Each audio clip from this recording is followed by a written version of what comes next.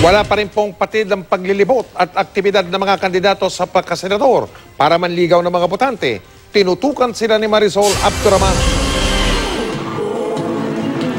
Sa Bacolod City nangampanya ang hugpong ng pagbabago kahapon kasama sina JV Ejercito, Jingo Estrada, Dong Mangudadatu, Bong Revilla, Francis Tolentino, Bong Go, Bato de la Rosa, Sani Angara at Jiggy Manikan.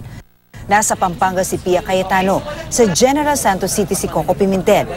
Nasa Batangas naman kahapon sina Amy Marcos at Cynthia Villar. Sa Pasig naman nagpunta si Glenn Chong, sa Sultan Kudarat si Sani Matula at Maynila si Alan Montaño. Sa Grace Poe sa Laguna, nasa Antique si Dan Roleda, sa Rizal si Lady Ann Sahidula. Sa iba't ibang lugar na nuyo ng botante ang 8 Diretso. Kahapon, nagpunta sa Taguig si Gary Alejano. Nasa Cebu sina Samira Gutok, Florin Hilbay, Romy Makalintal at Erin Tanyada. Patuloy naming sinusundan ang mga aktibidad ng iba pang kandidato. Marisol Abduraman, Nakatuto, 24 Oras.